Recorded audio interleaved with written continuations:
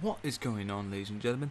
This is Rusty TV here, as known as the boss, and I'm here today about talking about WWE 2013. And this is the question: has this year been good? And the thing is about this video will me explaining of my opinion of how this year has been, like how this year has been good for WWE and what's been bad about WWE. So I will also include Superstar of the Year, the worst Superstar of the Year, pay-per-view of the year, and the worst pay-per-view of the year, and all that sort of stuff, like newcomers, divas, championship matches, all that sort of stuff. Alright, let's begin with pay-per-views. I'm gonna start off with all the pay-per-views. I'm gonna explain what was good and what was bad about the pay-per-view, and I'm gonna list about a top 5 best and worst pay-per-views of the year. So I'm gonna go start off with the good ones. So the good ones. Moment, guys. All right, there we go. Right, okay. Sorry about that. All right, top 5 best pay-per-views of the year 2013. Number 5, the Royal Rumble.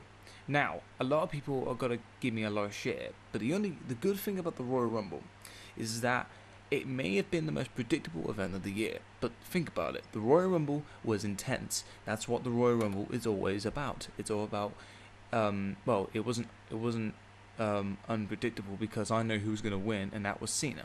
So, even though we knew who was going to win because of The Rock with CM Punk, I mean, that was one of the good things about it. Sorry, got a Facebook message. Sorry about that. Yeah, the good thing about the Rumble is that, it starts off with a good build. I mean, with CM Punk and The Rock, their match was okay, but the thing was, it was intense because CM Punk dropped the massive pipe bomb on the first week of 2013, which was one of the Raws of the year, which was quite weird actually, because even though the Raw was shit itself, it turned out to be a great build up for the Royal Rumble. I mean, the Royal Rumble match, it just if I said to myself, if The Rock is going to win, then Cena has to be the winner, because they're building up Cena versus Rock too, and that's what happened, and it turned out to be one of the shittest matches I've ever seen in my life. But the thing is about the Rumble, it had a good build up. We had no idea who was going to win it, because I mean, imagine if CM Punk beat Rock twice. Imagine that. I mean, I could have saw a triple threat match with Cena, CM Punk, and The Rock. That would have been even more intense, because it's just like, if you think about it, it would have been an end of a story, because CM Punk was with Cena in 2011, then The Rock, and also The Rock is involved with the Cena feud, and in 2012 Cena and The Rock face, and in 29 and at Royal Rumble CM Punk gets involved, and it turns out to be a massive triple threat at the very end, so there'll be only one winner and only one champion. So that would have been a good build up. So that's why I thought the Royal Rumble was that good. Number 4, Elimination Chamber. Now, you're probably going to be wondering, why, Ross? Why? Now, the thing is, this pay-per-view was so good because of how unpredictable it was. Think about it. Jack Swagger won the Elimination Chamber match for SmackDown for the number 1 contendership for the World Heavyweight title. Now that has got to be impressive. I mean, I thought Zeb Coulter thing was just going to be another shitty gimmick and another crappy thing for WWE, but it really shocked the world. Even though Jack Swagger is probably one of those overrated wrestlers that everyone sees, but I think he's a good wrestler. I mean, not because he teams up with Antonio Cesaro, because he's still got the real Americans gimmick, and it makes him look good, even though they're not in the top leagues. The real Americans are like those tag teams that are good. But anyway, Jack Swagger won the Elimination Chamber match, and that was really, really shocking, and a lot of people were very surprised.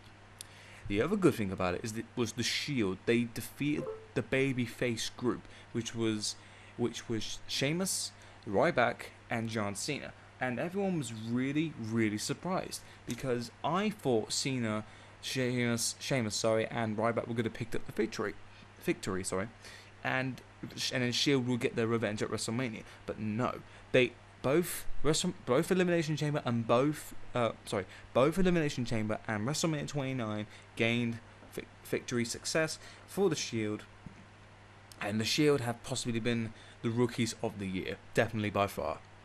Okay. And by the way, The Rock versus CM Punk 2 was actually better than the Royal Rumble match.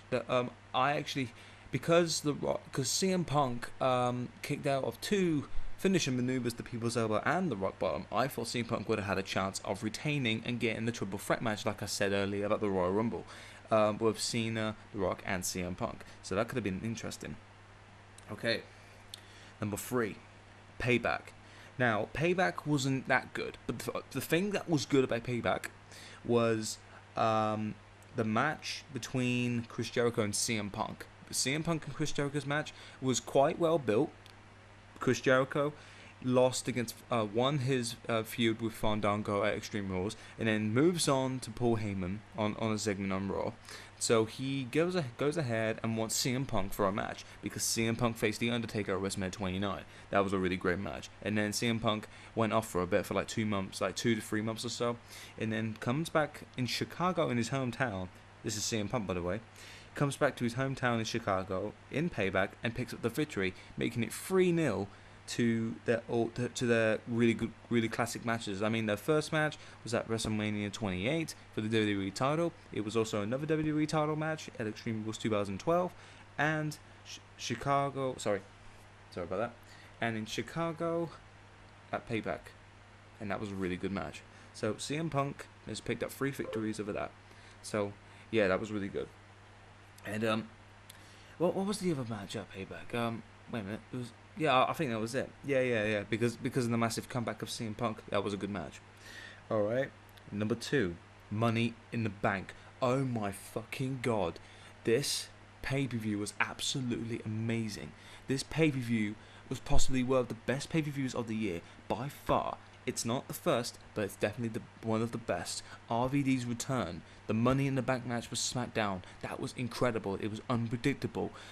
Mark Henry almost won the WWE title. The thing that really annoyed me about the Mark Henry feud is that the build-up was brilliant. The build-up was absolutely brilliantly done for WWE. Mark Henry was possibly in his final match days of WWE, and he could have won his one only WWE title, and I was like on the edge of my seat for this match, because this feud was absolutely incredible. I mean, the promo was only based on Mark Henry, and what I love about that is that they actually care for Mark Henry. I mean, a lot of people say, "Oh, the WWE doesn't care about Ultimate guys like the Big Show or Mark Henry." If they didn't like the Big Show or Mark Henry, why have they got massive pushes and massive build-ups to the WWE Championship? Exactly. That made you go silent for a moment, didn't it? Alright. But anyway, Mark Henry did not win. Mark Henry could have possibly won if that match was the main event. But no, it was the Raw All-Stars Money in the Bank match. And Daniel Bryan in that match was fucking amazing. He kicked ass like he always does in most matches. And it was incredible. CM Punk also did good. Paul Heyman betrayed CM Punk, which I was really excited about. It pissed me off. But, well, it didn't piss me off. It actually made me happy, because even though CM Punk got betrayed, I know there was going to be a massive, massive rivalry going on between them. And we know what Paul Heyman and CM Punk can do. And then Brock Lesnar comes involved. We love it. CM Punk versus Brock Lesnar. And the SmackDown Running the Bank was the match of the night by far. Reason is because, first of all, it had a young, new talent, which I loved to see, because what happened in that match was absolutely amazing. There was a lot of high, old school ladder match moments, like a sunset flip of the top bit of the ladder, and that's what Fandango did, and that was incredible. Really good, hot, fast-paced match, and I thought Cody Rhodes had the win, and I thought he had it won, but no. The Shield get involved, and also the Usos, but then I thought Dean Ambrose was going to win it, because I didn't think he was going to win it, but I thought he was going to win it, but at the end, I thought, wait a minute, he's a champion, and it'll be fair if someone else got a chance at the championship.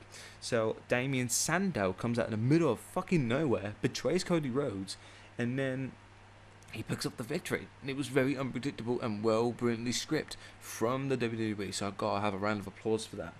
And that was number 2. Number 1, SummerSlam. Okay, I've got a few things to say about this pay-per-view. This pay-per-view was amazing. The crowd was amazing. This was possibly one of the greatest SummerSlams I've ever seen in my life. I mean, we watched the PG era, or the Universe era, whatever you want to call it. But the thing is, we never usually get to see really good SummerSlams, right? I mean, last year, it was not bad. I mean, we had a triple threat match with the WWE title. That didn't really go well to plan. Then comes Brock Lesnar. Brock Lesnar's massive return with the Triple H rivalry. That was okay. But then this year, CM Punk versus Brock Lesnar. A match that internet fans really wanted to see, and it happened. And I was shaking. I'm not kidding. I was on that desk over there. I was on my desk watching SummerSlam live on my laptop, and I was literally shaking of how intense and how amazing and how brilliant this rivalry was built and how the match was planned out itself. Brock Lesnar was absolutely really good, because usually Brock Lesnar he's just one of those big guys that just dominate and they put you into bear hugs and shit like that, like a fucking Goldberg and like a fucking Mark Henry and Big Show match. That's what you would probably see. But the different thing about this match, CM Punk's pipe bombs were in play. Brock Lesnar actually had a few words to say. Paul Heyman made it even more personal. And the whole thing was just brilliantly built, and I absolutely loved it. And then, and that match was incredible, and Brock Lesnar picked up the victory, which was it was actually good booking for WWE. I thought Brock Lesnar was going to win it because it would make him look good if he beat Punk. Okay. Here comes the second best match, Daniel Bryan versus Cena. This match was incredible. It was fast paced, a lot of technician moves from Daniel Bryan, and a lot of powerhouse moves from John Cena. Even a Batista bomb, as known as a power bomb, and that was actually quite good. And now, the good thing about this match, it was that the match was actually pretty unpredictable. It wasn't as predictable as it was because of John Cena, because we know what John Cena is like. He'll usually get his ass kicked and then he'll come back with a 5 moves of doom and then pick up the victory with the attitude adjustment or the STF. But no, Daniel Bryan picked up the victory by hitting a running knee. Well, I thought at first it was a Shining Wizard, but apparently I don't know what it's called, but let's just say it's called the running knee. But at first I thought it was a Shining Wizard, but no, it wasn't. But this match was absolutely good. The build-up was good. I mean, it was CM Punk's and Brock Lesnar was a hell of a lot better, but John Cena's and Daniel Bryan's build-up was really good, and basically, it's like CM Punk and Brock Lesnar. It was the best versus the Beast. That's CM Punk and Brock Lesnar, and for John Cena and Daniel Bryan, it's the Entertainer versus the Wrestler, and the Wrestler won and the Beast won. That pay-per-view was the pay-per-view of the year by far. Definitely. If you haven't watched SummerSlam, I mean, it's not exact. All the matches were not that good. I mean, some of the matches were okay, but Christian's match was really good. I think that was the last match that Christian had this year, and that was against Alberto Del Rio for the World Heavyweight title. And then the two main matches were absolutely amazing: CM Punk and Brock Lesnar versus and Daniel Bryan versus Cena. And that pay-per-view was the pay-per-view of the year of 2013. Okay. That's the pay-per-views. Now, to go with the worst pay-per-views of the year. Okay. Number 5. I'd probably have to go with Extreme Rules. Now, a lot of people are going to be probably asking me why, but Extreme Rules wasn't that much excitement into it. Going into Extreme Rules wasn't that very good. I mean, the only match that was quite excitable was Brock Lesnar versus Triple H 3, which was in a steel cage match. Triple H lost the match from Brock Lesnar. Brock Lesnar hit the sledgehammer onto Triple H's face and picked up the F5 to pick up the pin. And the ending, I wanted Brock to win, but the ending wasn't that good. And the pay-per-view itself, though, it wasn't that entertaining. Number 4, I'd probably have to go to Hell in a Cell. Oh, wait a minute, no Hell in a Cell. Battleground. Battleground was, I can't really, it's hard because Battleground wasn't that good.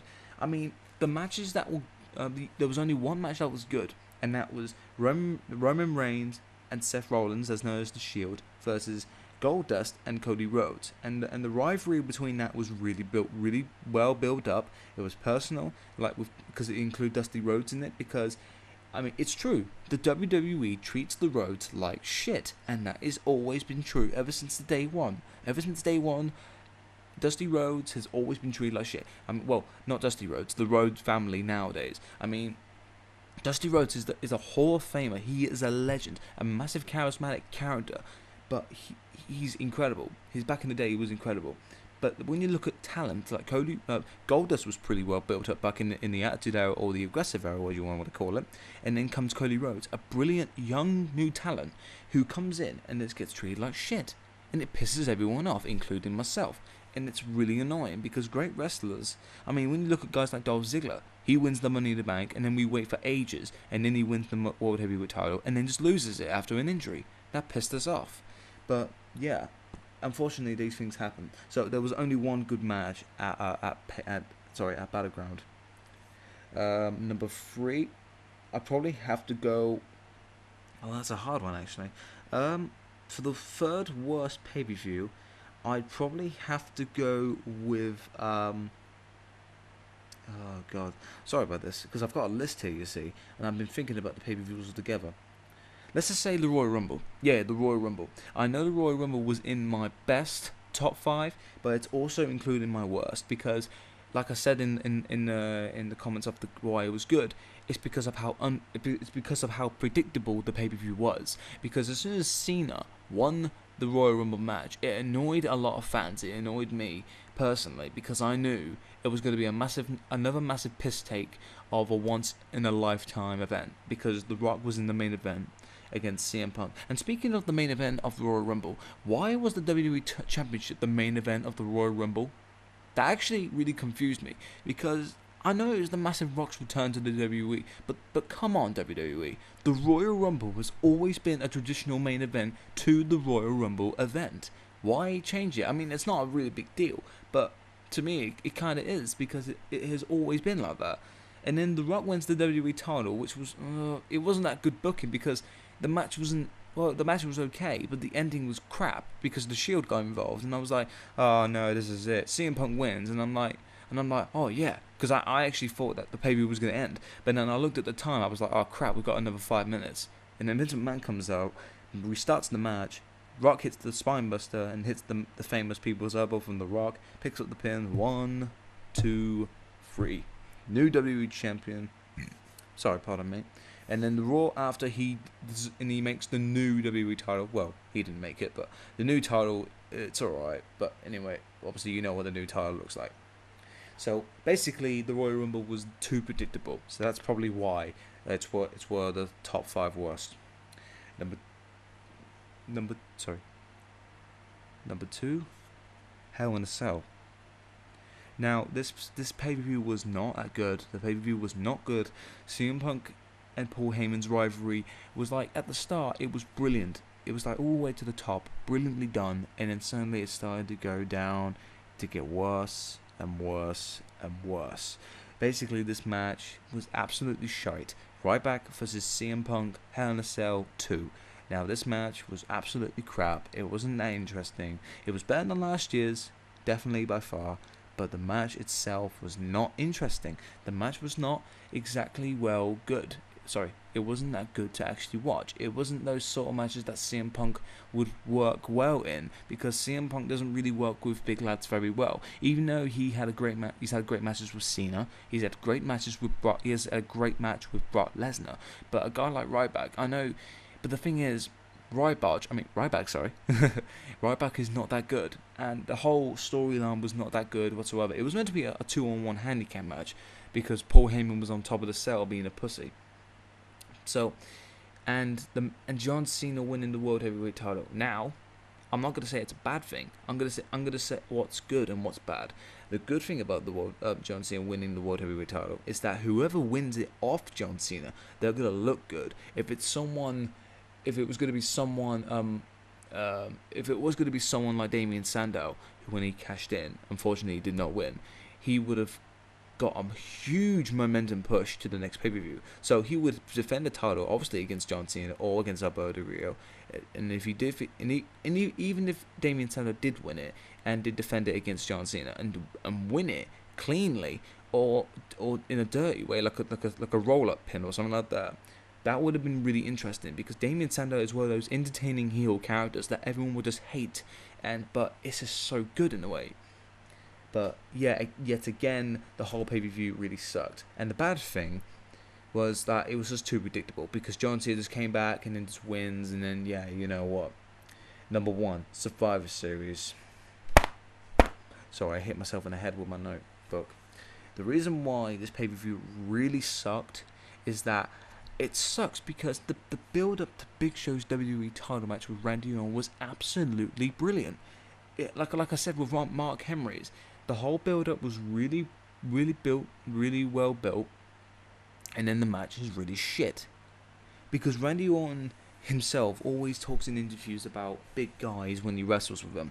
He doesn't like it. He doesn't like wrestle with big lads like Big Show or Mark Henry, because he struggles with it. Let's say he was going to go for the DDT on the ropes. He would always struggle because of the amount of weight they have. But the match was slow. Triple H got involved with the Authority, with Kane and Stephanie McMahon. Randy Orton picks up the win, and everything about Survivor Series was just absolute shit. But there was only one good match, and that was the first match of the evening, which was the traditional 5-on-5 Survivor Series match. Roman Reigns eliminated 4 of the opposite team members, and that was absolutely amazing. Everyone thought that Roman Reigns, after that event, he was going to get a massive momentum push, but he hasn't yet.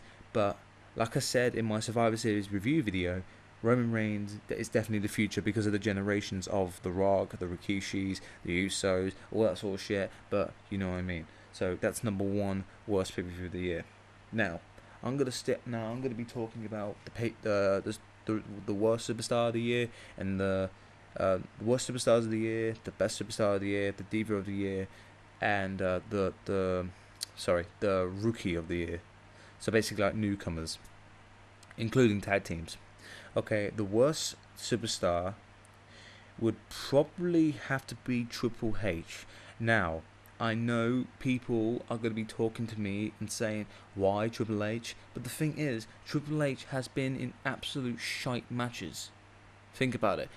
Triple H was in a shite match at Mania against Brock Lesnar. He was in a shite match against Brock Lesnar again at Extreme Rules. And then he comes up with this fucking crappy looky Authority shit, even though the Authority actually made WWE quite interesting, because they're doing another recap of the Authority back in the Attitude Era, and it just made it look incredibly shit. They made Kane look like an idiot. Now he's in a fucking suit, just bald, and he just looks like an absolute arse. And that's all I can say about Triple H being the worst superstar of the year. The superstar of the year would probably have to be CM Punk or Daniel Bryan. The reason, just CM Punk. The reason why is because CM Punk, number 1, made a huge momentum push pipe bomb on the first Raw of 2013. So he came up with a huge pipe bomb and a massive confrontation with The Rock, and that was absolutely incredible. The Rock literally got his ass owned. He got owned in that pipe bomb. Even though The Rock won, The Rock got owned in a talk-up in the War of War. Words of War, or the War of Words, whatever you want to call it. But CM Punk absolutely owned The Rock, and we all know that by fact. The Rock lost that by far. And also, even though, because in 2012, CM Punk literally won every single pay-per-view match, all 12 pay-per-views of the year, or 11, how many there are. He won every single pay-per-view. But then comes 2013. Everyone's probably going to say, oh, this is CM Punk's worst year because he's lost all his matches. But no, think about it. He has had massive rivalries with The Rock. He had a massive rivalry with The Rock. He has faced like 3 classic wrestlers. He's faced The Rock. He faced The Undertaker at WrestleMania. That was a great match. He faced Chris Jericho in his return to Chicago at Payback. I know it wasn't his first, but he still faced the classic. And then comes Brock Lesnar, which has definitely got to be the match of the year. Brock Lesnar and CM Punk's match was the match of the year by far. You do not agree with me? Watch SummerSlam. Just watch SummerSlam. Fuck all the rest of the pay-per-views. I mean, watch Money in the Bank if you want, but again, like I said, Brock Lesnar and CM Punk was the match of the year. It was. Just watch SummerSlam if you haven't watched it. That's why CM Punk is the superstar of the year. I mean, Daniel Bryan can count as one if you want to. The reason why, because of his huge momentum push after he left Team Hell No with Kane, As soon as he left the tag team titles, he just went straight to the WWE title. It was like, fuck Kane, fuck the tag team championships, fuck the no gimmick. I'm gonna go to the WWE title reign, and that's what happens. But unfortunately, he is a 2-time WWE champion, but for a very short time period. So that's quite sad for me, because Daniel Bryan is one of those wrestlers who deserve to be the WWE champion. You probably have heard me say this many times before, but it is true and it has always been a fact. Daniel Bryan deserves to be the WWE or World Heavyweight. Any championship he will ever get, he will always deserve it, because Daniel Bryan is one of those guys who's built up from start to scratch and just work his ass off all the way. He's wrestled all over the world. He's been doing this for nearly 15 years, and he's just one of those guys who went to Ring of Honor. Ring of Honor, really great matches with Tyler Black, CM Punk, AJ Styles, or any other wrestler, even Antonio Cesaro. I can't remember his Ring of Honor name, but his match with him was really good. That's why guys like Antonio Cesaro should be pushed. But anyways, that's my worst and best superstars of the year. Okay, Diva of the year. That's a really hard one with me, because divas nowadays are really shit. But that's an easy one. It would have to be AJ.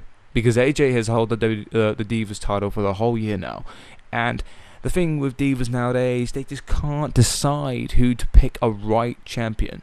And they picked AJ. The only reason why I think AJ is good is because she actually stands up for something. She actually makes the Divas title quite important. Even though nowadays she's not that good. But when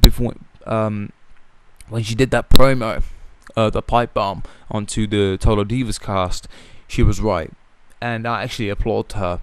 Even though I hate her gimmick, I hate how she wrestles, and I don't like her. I just don't like her whatsoever. But the thing is, with AJ, she's clever. The whole AJ thing was pretty well done, and the thing that was good about it is that because AJ last year in 2012, she was possibly she was at 3 main events. She was at the beginning of WrestleMania. I mean, when was the last time you saw a diva in a world title picture at WrestleMania? Exactly. That's AJ. Even though Daniel Bryan lost at 18 seconds, she was still in a good main event picture, and that was at WrestleMania 28. And then comes the 2 main events. Daniel Bryan versus CM Punk were the 2 greatest wrestlers of the modern era. 2 main events at one. Wait, hang on. Wait. Sorry, I'm not focusing here. She was at Money in the Bank. She was at Money in the Bank pay-per-view as the special guest referee. Now tell me this: when was the last time you saw a woman, a diva, whatever you wanted to call it, as a special guest referee, and had such a massive hype going into the event, and in the main event picture? Exactly. So AJ is the diva of the year by far, because she's held the title for like a year now, and people like to look up on AJ. I mean, I'm not a huge fan of her, but she's okay. Okay, moving on. We're moving on to the rookie of the year and the tag team rookies of the year. Okay, the rookie of the year would. Oh my god, this is really a hard one. For rookies, it's actually really hard, because there's been so many wrestlers that had such huge amount of talent, and it's just hard who to pick. The thing is with me, it is about talent, of course. You gotta have wrestling talent, but it's about what they've actually done for history. I'm probably gonna say, Curtis Axel. Curtis Axel is probably the rookie of the year for 2 reasons. Number one, he came back and randomly went into the Intercontinental title match at Payback to make it a triple threat match against The Miz and Wade Barrett. Wade Barrett was the current champion, and on that day, it was Father's Day. As we all know, Michael McGillicuddy, or Curtis Axel, whatever you want to call him, is the son of Mr. Perfect, and that was Father's Day. It was very historic. It was an emotional victory for Curtis Axel. His character was pretty good, but the thing that made him successful was one man, and that was Paul Heyman. Paul Heyman got involved, made a new Paul Heyman guy. Everyone kept saying RVD, but he's already a Paul Heyman guy. Well, technically, because he was in ECW. But the thing is, they wanted something new, and that's what I thought, and that's what Curtis Axel came involved, and that was really, really good. But the bad thing about Curtis Axel now, because he lost the Intercontinental title against Biggie Langston. Biggie Langston is a huge talent as well, big talent. But now he's just nothing. Now he's just like going crap. It's like from good to crap. That's unfortunate. But now he's no longer a Paul Heyman guy. We have no idea what's going to happen with Curtis Axel. Okay, moving on. The Rookie Tag Team of the Year. That's a very easy one, that is, ladies and gentlemen. And that has got to be The Shield. Dean Ambrose, Seth Rollins, and Roman Reigns. Gotta be definitely the #1 Rookie Tag Team of the year because of what they have done throughout the year. They have been dominant in the WWE. I am extremely happy about that because Dean Ambrose is definitely the next CM Punk, and what I mean by that, as in like he's a good talker. If you haven't seen Dean Ambrose and CM Punk's match, go watch that now because it's on YouTube and it's on FCW, I believe. That's when this was like way before the Shield. This was in 2011, and it was a good match. And CM Punk was the face, and Dean Ambrose was the heel. So it was actually a really good match. It was meant to be CM Punk's day off as well, but he took the match instead because CM Punk's the best in the world. Oh shit! Dropped the pound coin. Sorry. Okay, then comes Roman Reigns. Roman Reigns is the next generation because he is related with The Rock. Like I've said so many times before, he is definitely a future champion. Definitely by far. He's a good powerhouse. You know what WWE's like with powerhouses. They push Goldberg, they push Triple H, they push John Cena, they even push Ryback. They push a lot of heavy load guys. So yeah, Roman Reigns is related with The Rock and all that. So he'll get a huge push and momentum and get a WWE title, probably against John Cena. If he beats it against John Cena, that'll be even more impressive. Seth Rollins, he can sell like a fucking boss. Have you seen his selling before? I mean, if you watch his matches with Daniel Bryan, and by the way, this Seth Rollins, as known as Tyler Black from Ring of Honor, if you watch his matches on Ring of Honor, or any other show that he's been on, he sells like a boss. I mean, you look at Dolph Ziggler, he sells incredibly well as well. But the thing is, with Seth Rollins, he's a good wrestler. He's very athletic, and he's quite bulky as well. He's quite a bulky lad, and he can still move like a boss. It's like with Biggie Langston, he's like close to a 300-pound man, and he can move like a boss. But with Seth Rollins, he can make really good intensive matches. I would love to see a Seth Rollins versus Rey Mysterio rivalry. That would be very good because it'll be nice, hard fight, fast-paced movements, and a very good match. So there we have it, ladies and gentlemen. Here's a question to you: Has WWE in 2013 been good for you, or has it been a load of shit? You let me know. I know this has been for like 30 minutes now, but I really wanted to talk about this. And to me, as a rating out of 10, I'd probably give 2013 a 7 or an 8. Actually, about an 8, because there's been a lot of good build-ups. There's been a lot of good matches, but yet again, all these things in WWE nowadays is just so different. I mean, you look at the PG. It's obviously PG. They obviously want to stand it up for the kids, but at the end of the day, you actually get to see really good matches. And just a quick cool thing here: the match of the year and the worst match of the year. The best match of the year, CM Punk versus Brock Lesnar, and the worst match of the year, Big Show versus Randy Orton at Survivor Series. Alright, that is it, ladies and gentlemen. I really hope you enjoyed this video. Thank you so much if you have watched this, even though it has been out for like 34 minutes. But thank you very much again for watching, and let me know what you think about WWE. What's the future going to be for the WWE? And in December of 2014, I will also be talking about that. So thank you very much, guys. This is Rusty TV, as known as the Boss, and thank you very much.